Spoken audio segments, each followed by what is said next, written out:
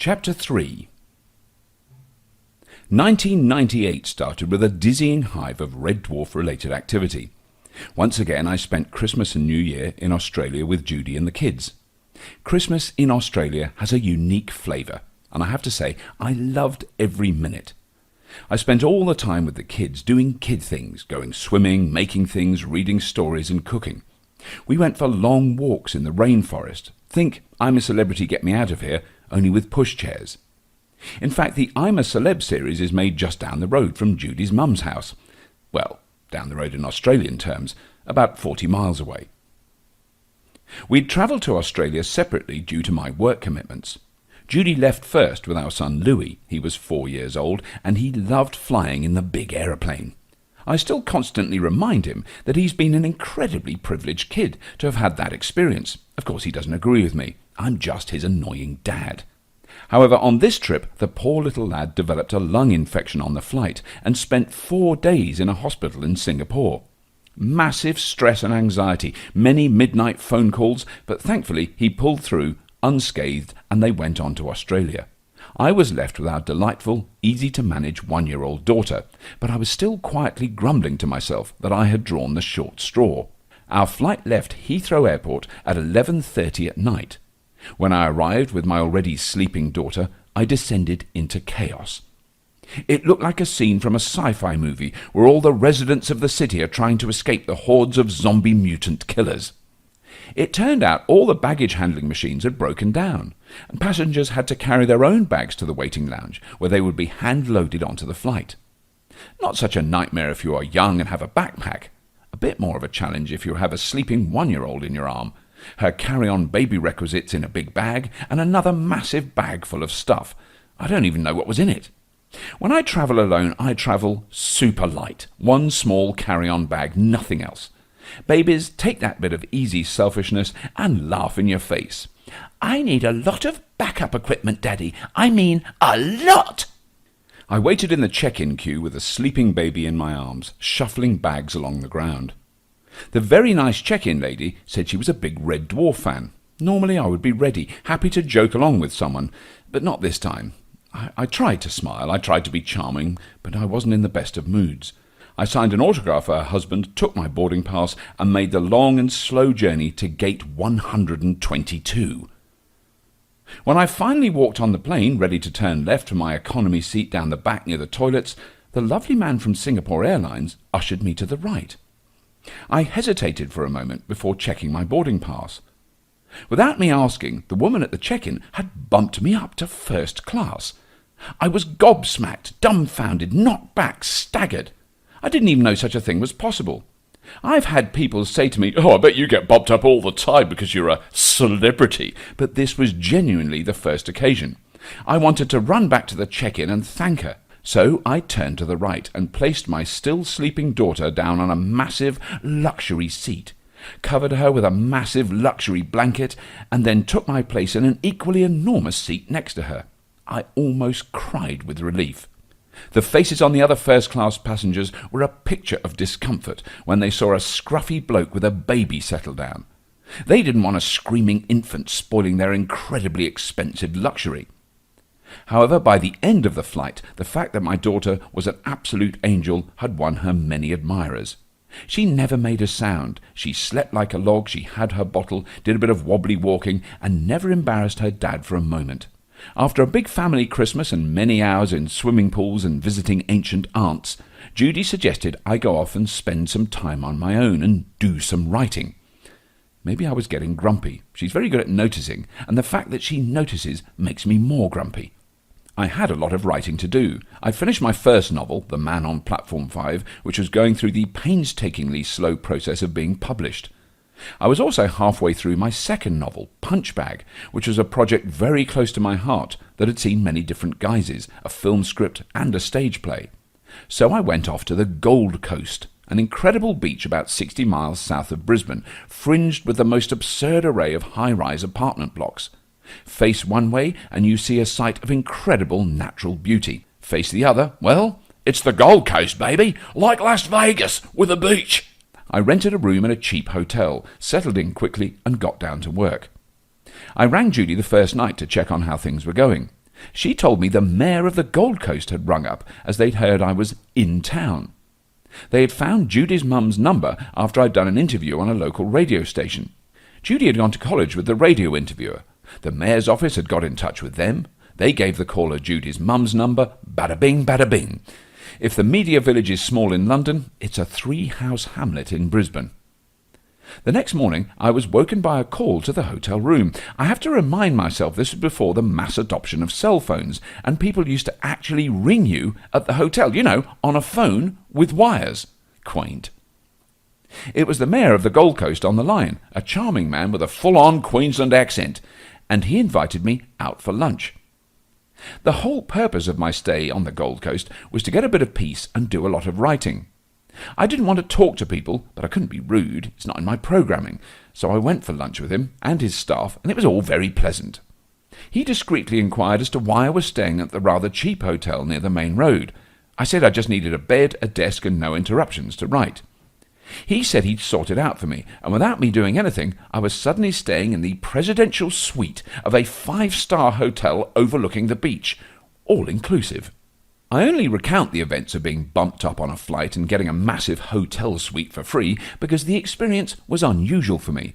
I don't get those sort of treats every day. I've never had one since, but I have to say, first-class air travel and sitting at an enormous desk looking out of the massive tinted window on the 32nd floor, where I could see only the Pacific Ocean and the Golden Beach, was rather pleasant. Not only that, I did manage to write a lot. I went for a 5-mile run on the beach every morning, had a fabulous breakfast, wrote for 6 hours, went to the gym for an hour, slept for an hour, and then wrote on into the night. I don't want to rub it in too much, but I had the most fabulous time, and I didn't even feel guilty. During all these events, I started hearing rumours from the Grant Naylor offices in London about all manner of madness. It seemed the BBC were going to mount a Red Dwarf night to commemorate the 10th anniversary of the original broadcast. At the time, it all seemed just a chaos of arrangements, international travel, jet lag, childcare, transport difficulties, and associated stress. But looking back now, that was a truly remarkable thing for the BBC to do. When I got back to the cold, wet United Kingdom that year, I had just enough time to get over jet lag before the Red Dwarf night recording was scheduled. A whole night dedicated to one TV series. A strange, but I have to say very enjoyable series of programmes, including the cast taking part in a Can't Cook, Won't Cook special with Ainsley Harriott. Ainsley had played a Guelph chief in the Series 6 episode Emo Hawk.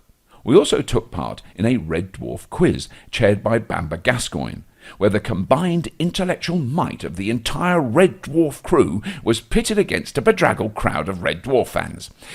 The fans won, hands down.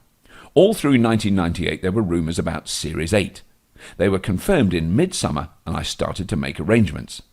During that summer, I shot a new series for Channel 4. It felt like a one-off, a weird, quirky show that might find a microscopically small audience. It was called Scrap Heap Challenge. I loved working on the show. It combined many things I was interested in, passionate about even, tinkering, engineering, bodging things together, and recycling rubbish. The shooting schedule of that first series was insane, and the exhaustion legendary, but it was an amazing show to be involved with. It was also during this year that I was sitting in the writing shed in my garden, watching a thrush clean its beak in the hedge outside the window, when the phone rang. I don't know why I remember watching the thrush, but there we go. That was what I was doing. The call was from my literary agent in London, who told me to sit down as she had some news. A company called New Line Cinema in Hollywood had made an offer for the film rights of my first novel, The Man on Platform 5. They offered $1 million. Although I knew we'd received 1 or 2 inquiries from London-based filmmakers, it was all a bit hazy. They wanted to talk to me about making the book into a film, a really exciting project. Nothing more than that. This news from Hollywood came totally out of the blue. I sat looking at the thrush in the hedge. It hopped about, utterly unaware that inside the shed it was next to, a man was going through a major life moment. I was feeling a bit dizzy. I was sitting down, and I think I said something like, "Yeah, all right then." Just to tie up this rather bonkers bit of information, the story of the film rights deal is long and very complex. I won't bore you with it, but needless to say, the film was never made. The individuals in Hollywood who bought the film were all fired, then reinstated. Half a dozen screenwriters were hired to write the screenplay. They were all fired. If they'd been in a position to fire me, I'm sure they would have. But that morning in the shed, I wasn't that bothered. I had sold the film rights to my first novel for $1 million. I lit up a massive cigar Danny John Jules had given me and immediately felt very sick. By the autumn of 1998, I packed my bags and headed off to Acton to start work on Red Dwarf Series 8. Instead of either schlepping all the way from Islington, where we still rented a flat, or renting another one in Shepperton, this year I begged a room off an old friend, Maria McCurlane, in her lovely house in Acton. It was on the western side of London and only half an hour from Shepperton. Maria and I had worked together for many years. We'd also toured together as stand-up comedians. It was Maria's cheeky voice you may have heard describing the German man who has made amusing sculptures out of plaster-cast penises in the disturbing and delightfully tacky TV series Eurotrash. Series 8 brought together quite a few people I'd known as long as Maria. I first worked with Mac MacDonald, Captain Hollister, when he was part of a sketch troupe called The Chip Shop Show in the early 1980s. He was a very funny man then, he's a very funny man now, so it was a great pleasure to work with him again. And even more of a surprise, another man I'd worked alongside many years before, Norman Lovett, returned to play Holly, the ship computer. In all the time I'd worked on Red Dwarf, I'd never done an episode with Norman. He'd been in the original cast and was, other than Hattie, the only person from the original cast that I already knew. But he left before I started in Series 3. When the cast and crew gathered in the autumn of 1998, there was quite a big crowd. What had once been mainly the five of us had grown into a much bigger cast. Along with the core crew from Starbug, which crashed into the newly reconstructed Red Dwarf right at the start of the series, was Graham McTavish playing the terrifying Ackerman, and Andy Taylor playing the ship psychiatrist Dr. McLaren. Lovely. Just check that chair is screwed down with you, with really, really long screws going deep, deep into the ground. It was also around this time there was much talk of money among the motley main crew of Red Dwarf. If I recall correctly, the theory went that once we'd finished Series 8, there would be 52 episodes of Red Dwarf, enough for a big US broadcaster to buy them as a season. If this happened, so the speculation went, we would be paid literally gazillions of pounds. We could all retire and float about on our luxury yachts, being fed peeled grapes by scantily clad youths of our preferred gender choice. Guess what? Yes, you've got it in one. It never happened, but as Kat would say, you got a dream! While I'm on the subject of money, there's one aspect of my involvement in Red Dwarf I need to get off my chest. Before I start, I should warn you, this is a classic thespian moan fest, so you may want to skip over the next chunk. However, in my defence, I think the following sad tale goes beyond the whining sulk of a well-paid actor in a popular situation comedy. It is the perfect illustration of what has happened in the United Kingdom in the last 30 years. It's a tale of how careful corporate lobbying and the demise of the trade union movement added to a flurry of deregulation and privatisation, while having some benefits has generally shifted wealth from the very, very many to the very, very few. The earnings gap between the highest paid and the rest of us numpties has opened so wide since the glory days of one M. Thatcher that it has gone beyond the gap between pharaoh and pyramid-building slave. So, Red Dwarf and VHS tape sales. Let the pain begin. We were always very well paid for our work. I'm not complaining about that aspect. However, just before I started working on the show back in 1989, the British Actors Union, Equity, signed a rather surprising agreement with an organisation called PACT, or the Producers Alliance for Cinema and Television. Let me just clarify that. Equity, the union which apparently represents British actors, signed a deal with PACT, an organisation which very professionally represents the interests of the creative business sector, whereby people who appeared in films or television programmes would be given, not offered a choice, but given a buyout fee as part of their contract. In our case, that added up to around £600 per series. This was to compensate up front for any vaguely possible future royalties we might or might not receive from further exploitation of the work we did. At the time, it's important to remember that other than repeat fees, where an actor received a percentage of his original fee if the broadcaster showed the programme again, there was zero residual income. There wasn't any way you could earn more money from a TV show. No DVDs, downloads, or even VHS tapes. In these circumstances, getting that £600 sounded well generous. This agreement was signed in 1989, just before I started work on Red Dwarf Series 3. The people at Pact were very prescient. They could clearly see what was about to happen. By then, millions of people had bought VHS machines so they could record TV shows in the comfort of their front room. When VHS machines first appeared in the early 1980s, they cost literally thousands of pounds, but they started getting cheaper. Supermarkets started stocking 6-packs of blank VHS tapes. Slowly, the cost of buying something like a film on VHS came down to make the purchase of such an item within the reach of millions. Let's be kind to the idiotic, short-sighted old duffers at Equity. They were not quite so prescient. In fact, they were duped, fooled, and suckered to a degree that is hard to imagine. Of course, they were also working in an environment created by a very corrupt regime under Margaret Thatcher that handed so much power to their paymasters, the big corporations and banks, that Equity were on a hiding to nothing. Anyway, I didn't know any of this when I signed my original contract. An extra £600? Thank you very much. Ka-ching! Zoom forward 10 years, and during those intervening years, you could walk into any branch of Woolworths, that dates it, HMV, Virgin, etc., and witness the vast stocks of Red Dwarf VHS tapes on display. Red Dwarf and Mr. Bean were pretty much the first TV series that sold serious warehouse loads of VHS tapes around the world. Everyone would rightly assume that the artists appearing in those shows would get a cut of the proceeds. Maybe only a small percentage, but something. I can state here and now that none of us got a penny in royalties. Well, we got a £600 buyout fee.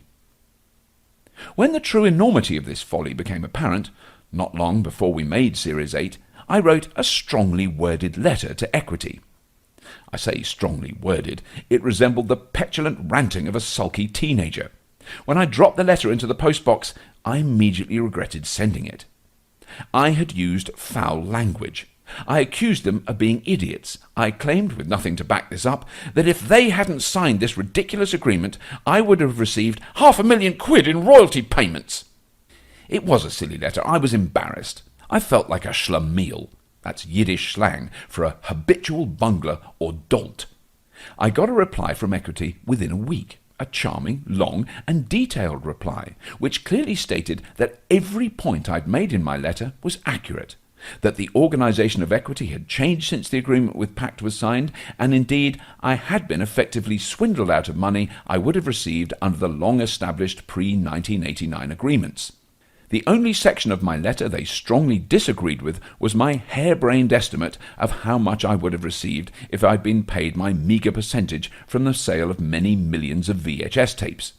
It would, the nice man at Equity informed me, have been just short of £1 million. When you discover something like this, you have to let it go, or it will eat your soul. I'm only reminded of it every now and then when, still to this day, I receive a small royalty cheque from my appearance in Rick Mayall and Ade Edmondson's series Bottom. I played a Falklands War veteran in one episode. This was an in-house BBC production which was on a different contract. With this contract, I was eligible for royalties and a cut of video sales. I have been paid more for VHS tape sales from that one appearance in one episode than I was for 6 entire series of Red Dwarf. And just to further clarify, the sales of Bottom VHS tapes, while impressive, was but a smear compared to the gargantuan sales Red Dwarf generated. And again, to give the fullest possible picture, by the time DVDs arrived, the wickedly one-sided Equity Pact agreement was long dead, so the situation had finally been rectified. Of course, it was rectified just in time for the plummet in DVD sales, the closing of Woolworths in the UK, the closing of massive record and video stores, and the emergence of online video, and all the good and bad things that implies. Lastly, who got the money that didn't come to us? Very good question. Was it Rob and Doug? No, although they would have received proper compensation and they thoroughly deserve every penny. If anyone ever thought writing a long-running and successful TV sitcom is easy, they only needed to glance at Rob and Doug towards the end of a series to see two men who had been working really hard. The people, or should I say the body, that would have benefited by not giving us our fair share were the BBC, in the guise of BBC Worldwide, their commercial department. So that's good, isn't it? At least it didn't go into the coffers of some rapacious private corporation who used it to buy massive yachts, pay for hookers at coke-fueled orgies, and waste it on gold trinketry. I think that's how I feel. So, enough of that whining. On with Series 8.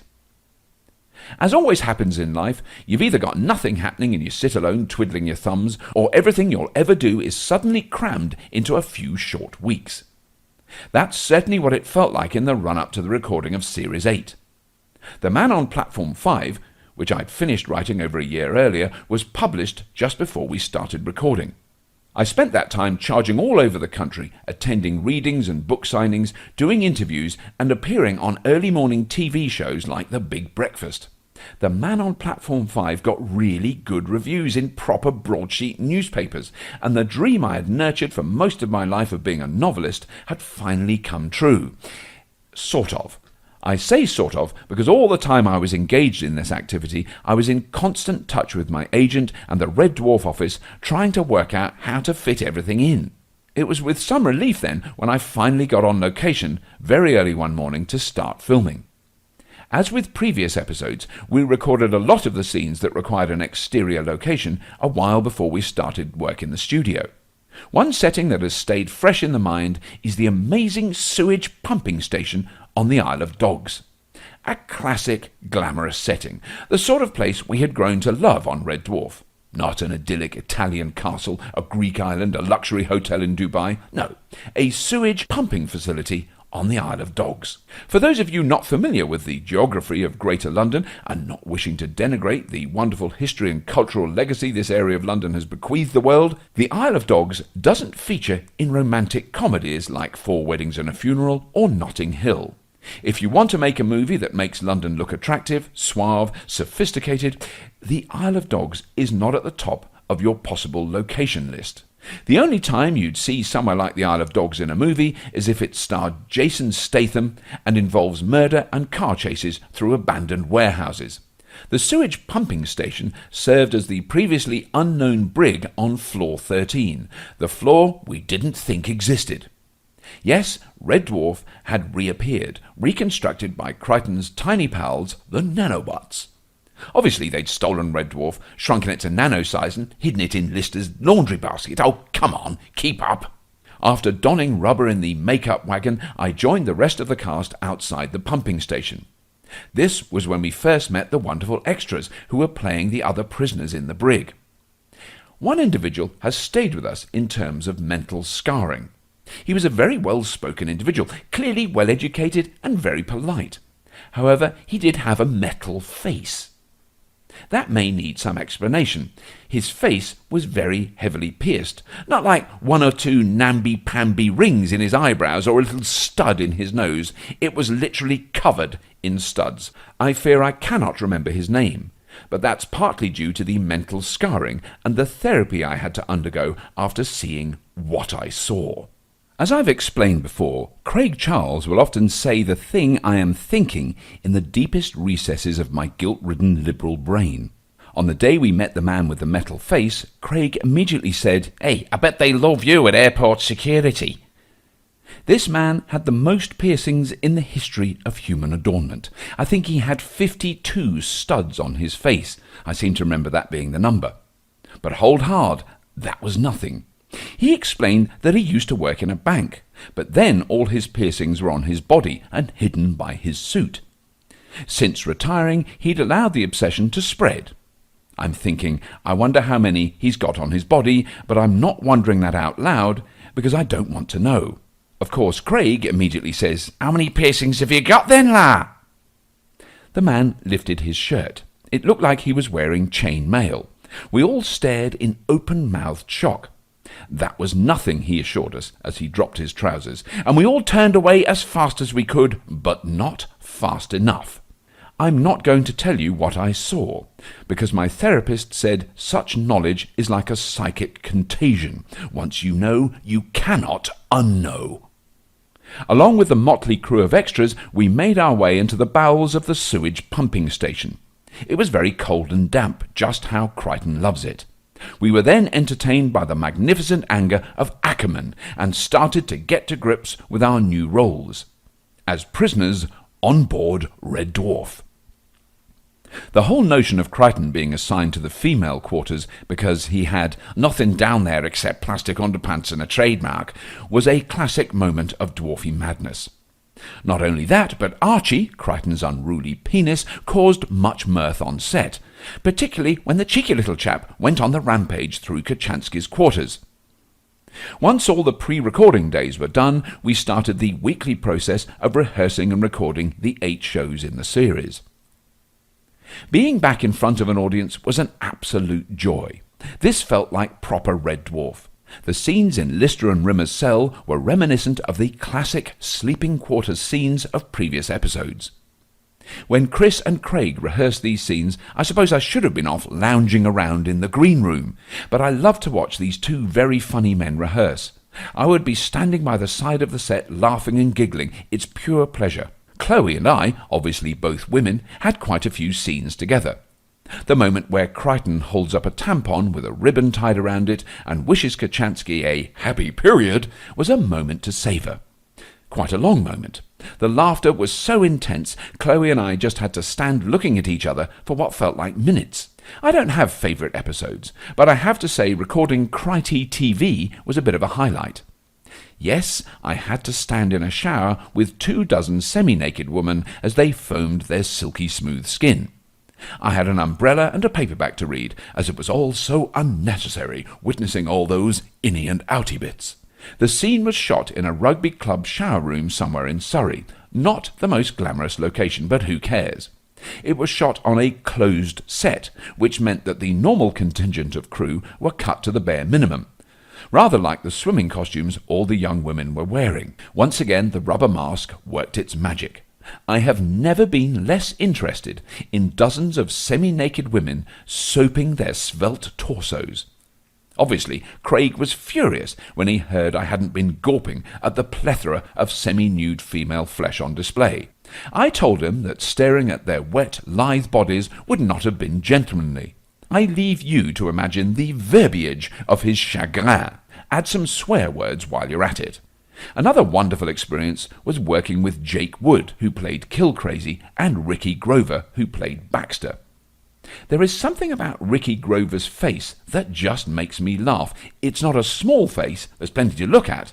He's not a small man either, and he is very, very strong.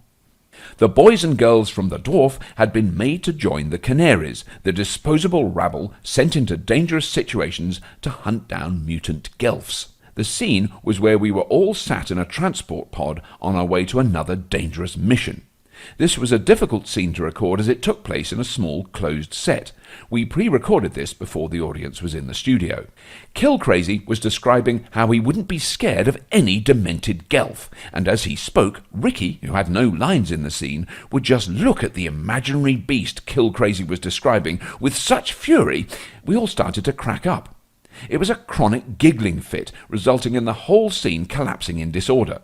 We tried again and again to get through the scene without laughing, but none of us could help staring at Ricky's face. The intensity of his hatred for genetically engineered life forms was palpable, terrifying.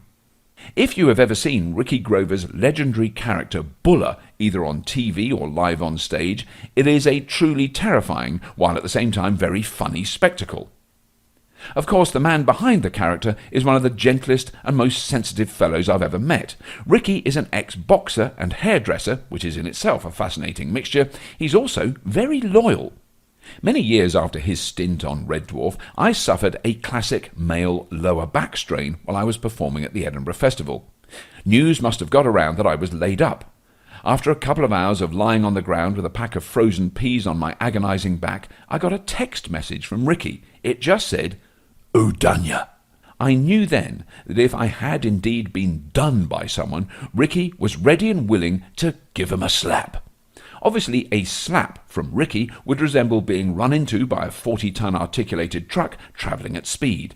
So there we were, giggling away at Ricky and Kill Crazy, and things were getting seriously out of hand. The incident highlighted the non-technical role of a cameraman in such a situation. The set was, as I've said, very small. One of the camera operators was sitting right next to me to get a two-shot of Danny and Chris. He was wearing headphones through which Ed Bye could communicate with him during a take. During recordings, Ed is seated in the luxury control room studying the monitors which have feeds from all the cameras on set. On this particular occasion, Ed expressed his disappointment to the camera operator about the behaviour of the so-called professional actors he was trying to work with.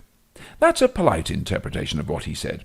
Unusually, because I was sitting right next to the camera operator, I could overhear the original statement coming through the headphones. Mainly, I suppose, because Ed was screaming down the microphone. It went something like this. "Tell that twat Llewellyn to stop fucking giggling, or we're going to be here all bloody night!" The camera operator then very diplomatically translated the statement to me. "Ed is wondering if you can possibly concentrate on the scene, as we have quite a lot to do today, Bobby." We did finally manage to get through the scene, despite Ricky's facial antics, and heard the two words I always love to hear on the set of Red Dwarf. "Moving on!" This means that whatever we've just been filming is okay, and we can start on the next scene. It was during the recording of the infamous Rimmer song that I experienced what became known as Black Thursday. Oh dear, I hang my head in shame. Black Thursday is without doubt a blot on my copybook. One of the things I always beg when we're in the early planning stages of a new series of Red Dwarf is very simple. I want to work. When I'm in the rubber mask, I want to be on the set, filming all the time. Essentially, I don't want to hang around waiting.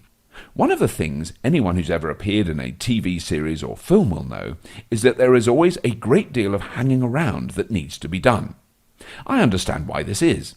The set needs to be prepared, the lights need to be set, the camera shots need to be worked out. It's all fairly obvious and perfectly understandable. What the producers and directors need during these complex times is the actors standing by. It's the nature of the beast. If you don't like it, go out and get a proper job. However, the hanging around aspects take on a very different hue if you are hanging around with a rubber head glued to your face.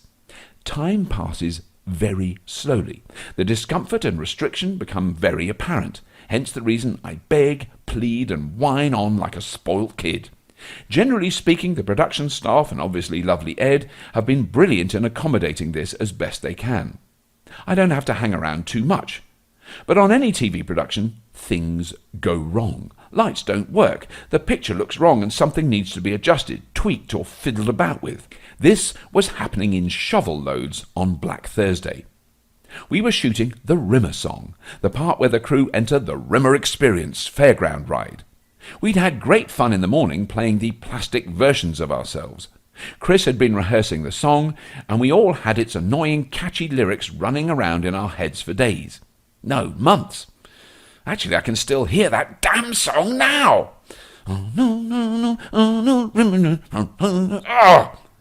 I had the mask glued on at about 6:30 in the morning, did a little bit of filming, which we finished around 9 o'clock, and then nothing. I hung around with Danny, joshing and listening to his bonkers stories.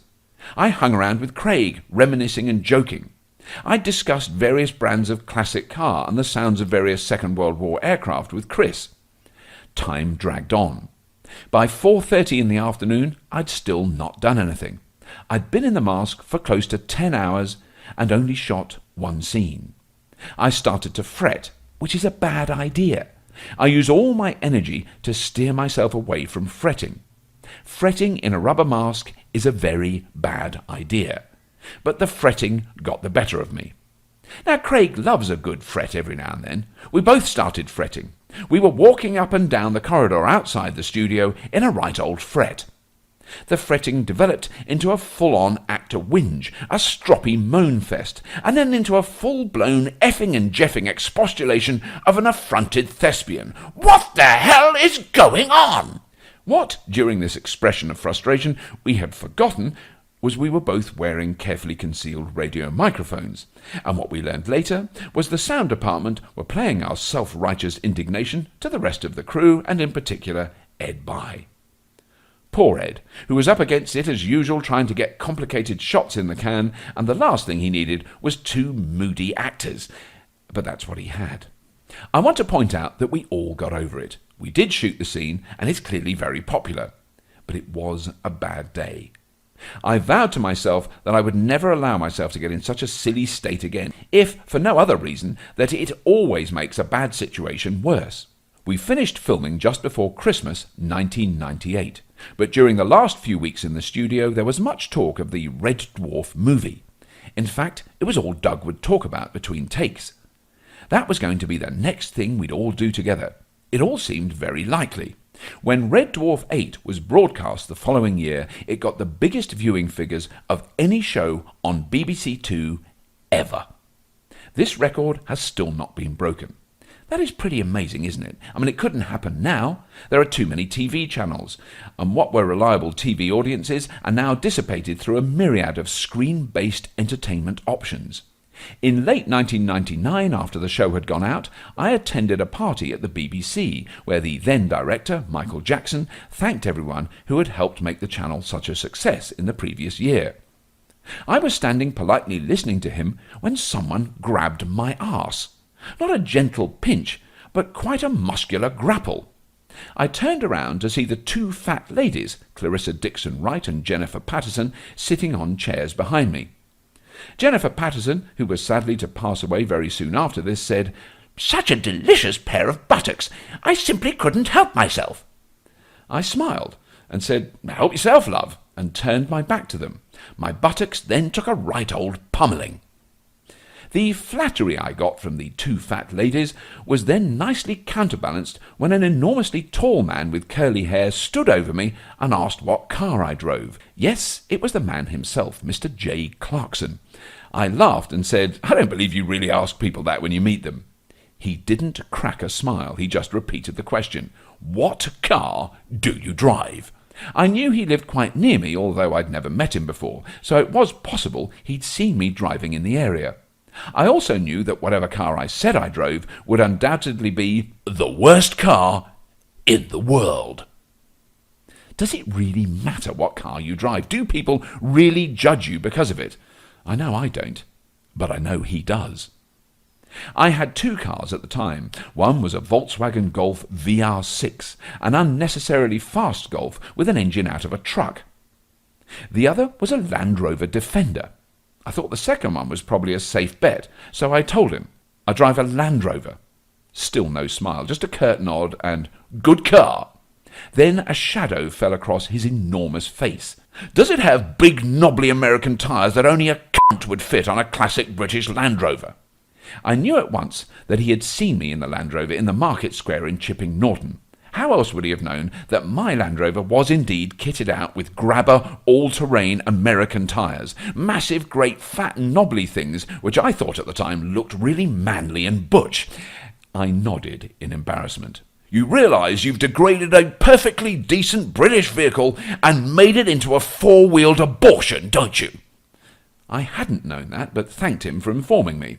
However, I didn't feel picked on by the big, balding, bullying, homophobic, right-wing, middle-aged man in jeans nutbag we all know and love. When the boss of BBC Two gave his thank you speech later that evening, he said, "I've had a wonderful time meeting you all tonight. I've also learned that because I drive a Mercedes, I drive around in an underpowered Nazi staff car that only a cunt would drive. I don't need to tell you who furnished me with that opinion. Fair dues, Mr. C." Chapter 4. Come with me now as we travel through a tear in the fabric of space-time and jump ahead to the year 2001. It's late April. Cue spinny lights and whizzy stars backed up by ethereal music as we jump across a fold in the cosmic order, where two differing sectors meet in a way that is most unnatural. We arrive in Shepperton Studios, to be more specific, the orangery of the old Shepperton Manor. What a lovely setting, very spacious and airy. Outside, above the busy car park that was once an ornate garden, the birds are singing, the jets are flying low on the way to Heathrow, and a bit of old script is blowing in the damp morning air. Craig Charles, Chris Barry, Danny John Jules, Chloe Annette, Norman Lovett and myself were standing in the delightful old building reading through a scene of Red Dwarf, the movie, blocking out various scenes with director Ed Bye. I had flown back from Los Angeles specifically for this event, and it was all very exciting. I had been living with my growing family, by that I mean the kids were bigger, we still only had 2, in Sydney, Australia for the previous 6 months, and then 2 months working in Los Angeles on Series 4 of Scrap Heap Challenge. The weird, quirky one-off Channel 4 series had become rather popular. So popular, in fact, it was also by then an American series called Junkyard Wars. In Britain, it's a challenge. In America, it's a war. My first job when I got back to England was to record a new BBC series called Hollywood Science. Is it real, or is it Hollywood science? It was a simple premise. Myself and scientist Jonathan Hare tested out the scientific veracity of various plots and stunts in big blockbuster Hollywood movies. We would then conduct experiments in the back garden of a suburban house to find out if, for example, it was really possible for Keanu Reeves and Sandra Bullock to make a bus jump across a 40-foot gap in a Los Angeles freeway overpass. If you're interested, it is technically possible, but the bus would need to be travelling at over 400,000 miles an hour, not 52. As we sat having lunch in the kitchen of the house we were recording the series in, a motorbike messenger arrived one day with a package for me. It was the script for Red Dwarf, the movie. I started to read the first few pages as the camera crew started setting up for a test to see what would really happen if you jumped off a high tower with a fire hose wrapped around your waist. If you're interested, this was a stunt from the Bruce Willis smash hit Die Hard, the original one. We soon discovered that if you jumped off the Nakatomi Tower, dropping at terminal velocity and suddenly stopping when the non-elasticated fire hose went very tight, this would result in Bruce and Willis dropping to the ground in a rather unpleasant and very separated manner. As soon as we'd finished, I devoured the script. It was funny. Very funny. It was so brilliantly constructed by Doug Naylor that if you'd never seen an episode, I'll go further, if you had never even heard of Red Dwarf, it would still make perfect sense. But likewise, if you'd seen every episode over 100 times, had all the VHS tapes and books, the T-shirts and the nodding head Crichton figures, and you wore a glittering H stuck to your forehead when you went to parties, you'd still get a hell of a kick out of it. Doug had been writing the script and going to meetings to try and raise the money for the film, and it all seemed to be coming together. We were all very excited about it. So it was with some excitement and, of course, some rubber mask trepidation that I made my way to Shepperton on the first day of rehearsals a couple of weeks later. Apart from the core boys from the Dwarf, Chloe was in the film playing Kachansky. Norman was back as Holly the ship's computer. He was grumbling and moody as always, but he was back. Then there were fabulous rumours that Madonna was going to play a role, a merciless Guelph queen who does her best to kill us all. There were brilliant slapstick scenes with Crichton and various groinal attachments that doubled as non-lethal weapons. I had managed to arrange my schedule to allow 6 weeks rehearsal before returning to Los Angeles to complete that year's series of Scrap Heap. I would then return to the UK in the autumn to shoot the film. While we read through the script and blocked out various scenes at Shepperton, I also went through the process of having a new head cast for a new mask and a new body cast for an amazing new Crichton body, complete with pistons and tubing at my knees and elbows. This head casting was the first one I'd ever had a problem with. I'm not saying it's a whole bunch of fun having your head encased in alginate and plaster of Paris bandage, but it wasn't exactly a new experience for me. I sat in the chair with a bald cap glued over my hair, the plastic cape over my shoulders, then they rubbed the Vaseline over what represents my eyebrows. I harbour deep genetic shame around my lack of eyebrows, and deep jealousy of Dennis Healey, the British politician, who has truly spectacular brows. Then, schlumph, on goes the alginate, cold and minty, in the gob, over the eyes, all over the head, small hole for the nose. Everything fine. Wallop, on goes the plaster bandage. Suddenly your head gets heavy and then hot as the plaster starts to set. Still fine, no problem, breathe calmly. In, pause, out. Pause, in, pause, out. Keep the pulse low, keep calm. Stay silent in the imagination. Picture white light. Meditate. Calm. Be very, very calm. I can't hear anything except muffled noises of the crew patting the plaster bandage into shape on my now massive and very heavy head. Breathe in. Pause. Breathe out. Cough. Oh, problem. Major, massive, life-threatening problem. Can't cough. Something in throat, can't breathe. Alarm signals rush through the fight or flight sectors of my crude lower mammalian brain. Can't fight, can't flight. Massive panic descends. And yet there is no physical movement I'm aware of. Can't swallow, can't cough, can't breathe, can't move. About to die. Childhood flashes through my mind's eye. Picking peas in the vegetable garden with my mum on a summer evening when I was 8 years old. Standing next to my dad on bonfire night when I was 5. It's all there in hyperspeed. I suddenly sense movement outside. People ripping and levering away at my massive plaster head. I can feel movement now. Someone is shouting, "Lean forward!" into my ear. I lean forward and the front half of my head comes away, and I cough and splutter and wheeze. I apologize and cough some more. I breathe in like a pearl diver who only just made it back to the surface.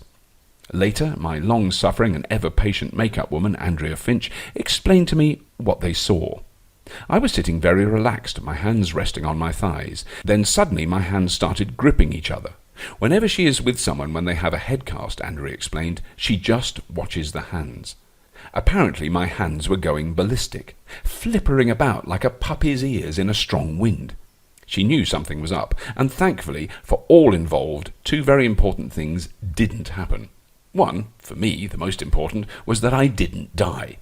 The second, much more important for everyone else, the plaster had set enough for the casting to be usable. They would be able to use it for the new mask. I'd done it. Without question, the very worst part of the whole process of Red Dwarf, the movie, was over for me. From now on, it would be just one big glorious bag of laughs. However, that experience under plaster would haunt me for the remainder of my involvement in the series. We spent an afternoon looking at the storyboards, elaborate drawings of each scene, mock-ups of the shots that would go up to make the movie.